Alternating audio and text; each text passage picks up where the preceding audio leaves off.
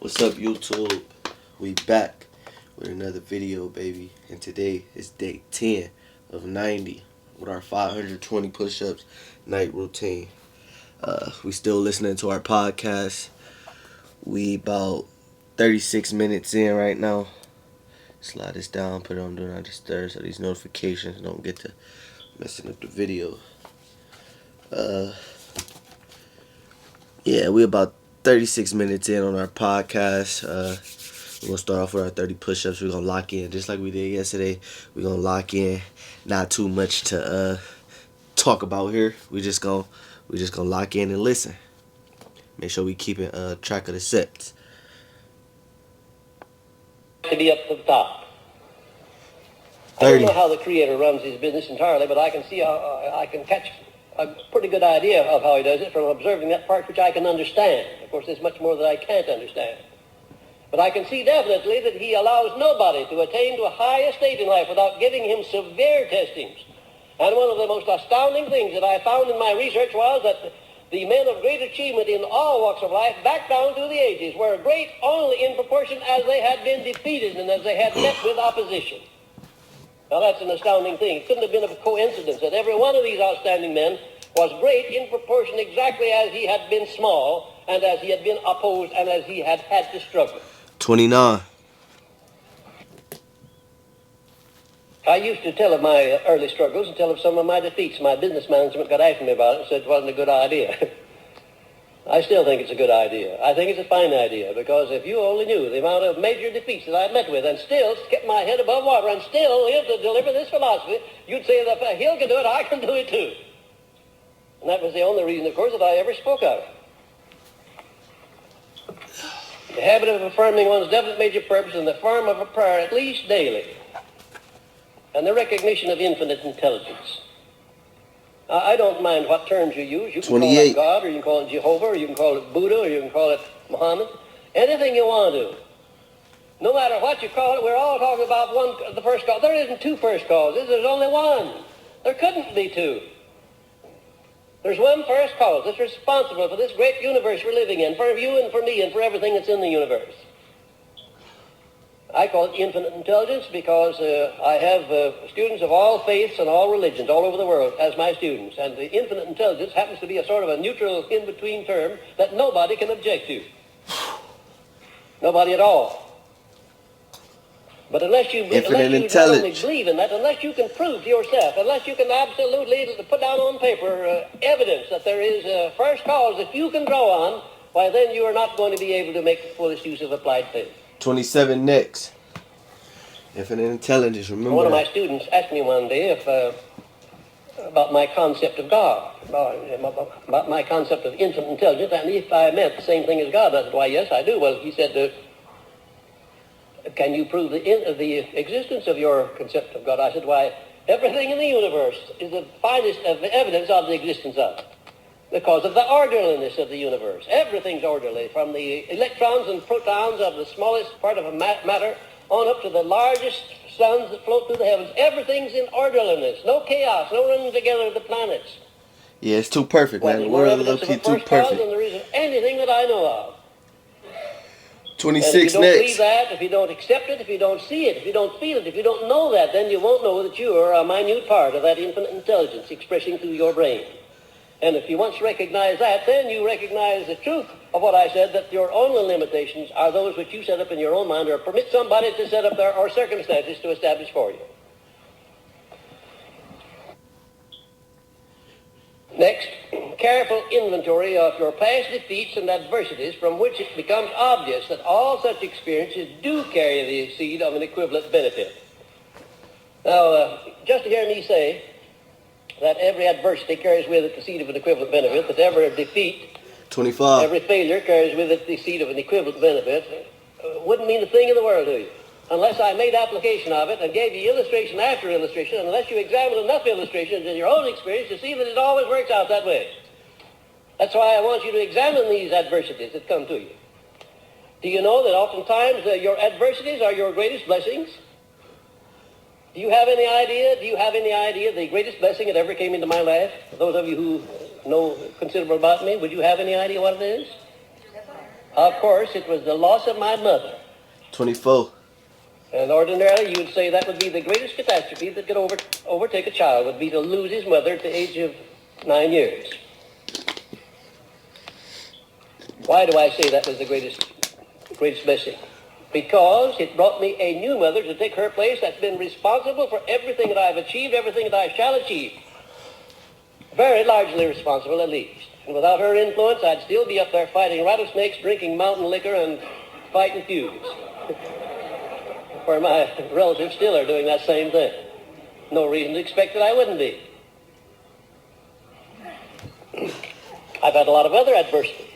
And I want to tell you that without some 20 major adversities I've gone through with, I would never have been able to approve the soundness of this philosophy. 23 and next, there baby. is the seed of an equivalent benefit in every adversity. Locked in, man. Can you imagine any worse adversity coming to a man than to walk down to the hospital and to be informed that his son was born without any sign of ears and that he would be a deaf and dumb mute all of his life? Can you imagine any worse adversity than that? I will always be thankful that that happened, because by my contact with infinite intelligence, he was improvised with a hearing system of some sort that gave him 65% of his normal hearing. And 22. with a hearing aid, 100%. He's learned to live a normal life. And I got the greatest demonstration of my entire experience of the power of faith. I couldn't have gotten it any other way. I couldn't have gotten it secondhand. I had to get it firsthand. I never accepted that affliction of that child, not even before I saw him, not even after I saw him. I never accepted it. His relatives accepted it. They wanted to put him in the school of underprivileged where he learned the sign language, learned lip reading. I didn't want him to know there were such things. And when he got up to where he was old enough to go to school, I had a fight with the school authorities every year, just as regular as the time came around. They wanted to send him over to school for underprivileged children, where he could meet the other children and see that there were afflictions. I didn't want him to know there were such things. And I taught him from the very beginning that his not having any ears was a great blessing. His son ain't got no ears. And he believed it. And it turned out to be, because people took compassion on him. They did things for him they wouldn't have done otherwise.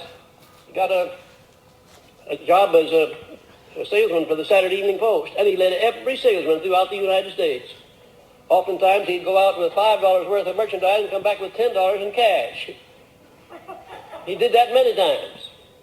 People would look at him and say, well, that poor little fellow, no ears, out selling papers. I guess his parents are poor. Give him $1 bill, and instead of giving him back, giving him back 95 cents and say, oh, just sonny, you just keep that. And very often he'd get $1 apiece for Saturday Evening Post. 20 next. Not at all conscious today of any affliction. He's living a perfectly normal life, because I taught him that an affliction, any kind of an affliction, can be transmuted into a benefit. That's facts right there, man. Now that's an astounding thing, isn't it, to consider that that is true. But it is true. Now, as I said, you're just hearing me say that won't mean a thing in the world unless you begin to look around in your own experiences, take inventory, and watch what happens in the future. 19 next. There'll be things happen to you in the future that are unpleasant, and maybe some to me too. If I'm going too fast for you, it's cool, man. Go But, at your own pace. Ain't no what race. I'm going to do when anything unpleasant happens to NightRoutine, me, man. I'm Just going to get through it. immediately transmute it into something pleasant. Immediately. And then I'm still talking about the fundamentals of faith. Self-respect expressed through harmony with one's own conscience is certainly an important factor in applied faith. Self-respect expressed through harmony with one's own conscience. Isn't it a marvelous thing that the Creator set up in everybody a judge advocate that tells you the right thing and the wrong thing? You don't have to ask anybody. 18, Isn't that a baby. marvelous thing? You don't have to ask anybody what's right or wrong. Your own conscience tells you. Unless you convert it into a conspirator instead of a cooperator by choking it off and not responding to it, as so many people do. Your conscience can be not only a guide, but it can also be corrupted to where it's a conspirator. It'll help you cover up your meanness. And a lot of people use it for just that purpose, too. 17 next. Choked off. If that weren't true, there couldn't be so many brutes loose in the world today, concocting plans for starting bigger and better wars. They have no conscience. They killed off the conscience. That conscience is a marvelous thing. And next, to create a mental attitude favorable for the expression of faith. Now, here's what you do. First of all, know what you want and determine what you have to give in return for it. Know what you want in life. And I mean not only in your major purpose, but in your minor purposes. What kind of a house you want to live in? What kind of a car you want to drive? What kind of a wardrobe you want? What kind of an education you want your children to have? 16. What kind of a present you're going to buy your wife for a birthday? And you better be sure to buy her one every time if you're going to keep on good terms with her. What kind of a cake are you going to bake for your husband on his birthday? And you better make it a good one. Did you know, ladies and gentlemen, married ladies and gentlemen in particular, did you know it's not the big things in the relationship between a man and his wife that counts, but it's the little niceties, the little things that count. Well, it's the little niceties, the little things that my wife cooks up for me. Now, I don't mean in food, but the little parties, the little visits, the trips that she cooks up for me when I'm home. 17. They don't amount to much 15, in one way, 15, and yet another way they're very sentimental. Next. And keeps that relationship alive that we had before we were married. We're still courting each other. I think I do more of a courting job now than I did before, because after all, I not only got her, I have to keep her.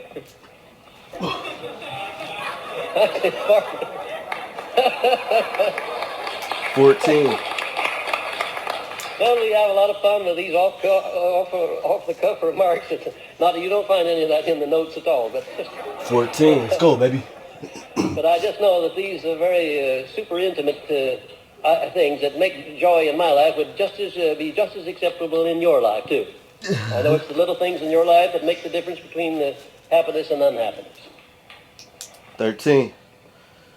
And next,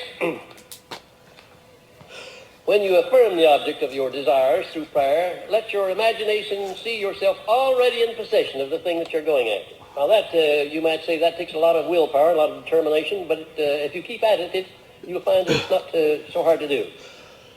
In the first place, 12. It's easy for me to do that because I never go after anything that I haven't first sold myself thoroughly on the idea that I not only have the right to get it, but that I am going to earn that right by giving something in return. And that's the best salesmanship in the world.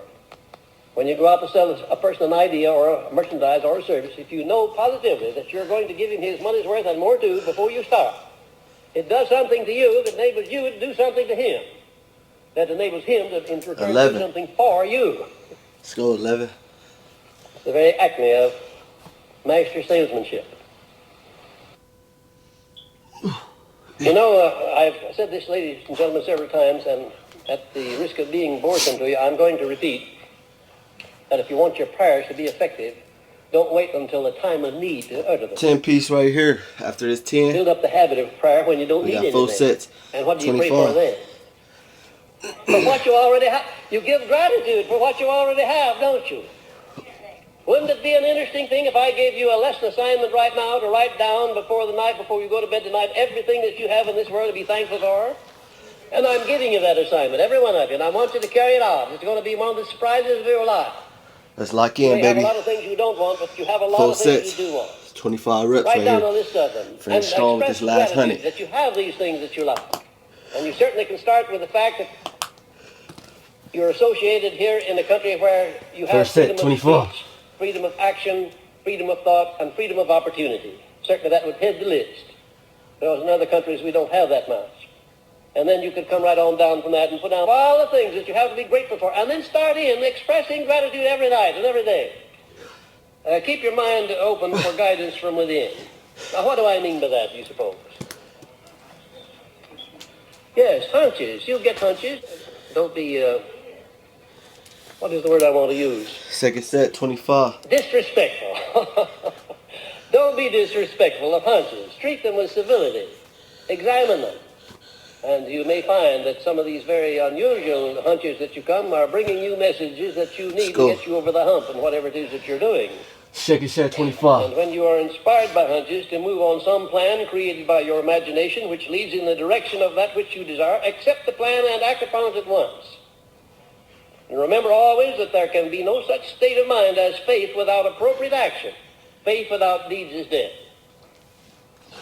And when overtaken by defeat, as you may be many times, remember that man's faith is tested many times, and your defeat may be only one of your testing times. Isn't that a must?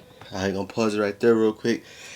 Just do our little midway talk that we always do, man. If you're feeling too crazy, bro, finish off with 5 sets of 10. We got 50 reps left on the table. You feeling excellent, like this shit easy, do 50 straight.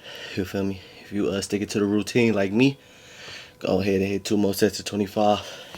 Day 10 complete. And an encouraging thing to recognize is when you're meeting with it, that probably in the eyes of your Creator, you're only being tested to see whether you're a man or a worm. And believe you me, we all go through that testing time. And the ones that survive these tests and come out on top with an abiding faith are the ones that become truly great in life. I don't think there's any doubt in the world but what it's a part of the Creator's plan to see that everybody that amounts to anything above mediocrity must pay the price of undergoing test after test as to his faith. That's it, baby. I don't think there's any doubt about that. I see evidence everywhere that that's true. Any negative state of mind will destroy the power of faith and result in a negative climax. Your state of mind is everything. Why do you suppose that in my notes here you notice that I have underscored your state of mind is everything? I underscored for emphasis. Why do you suppose I wanted to emphasize that statement?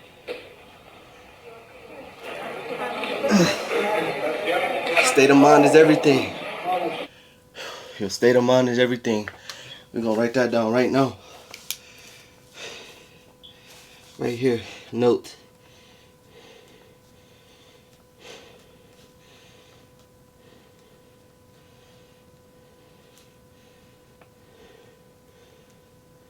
Underline it. You feel me? Hey. Day 10 of 90 complete, baby. Another 520 reps in the book. Boom, out.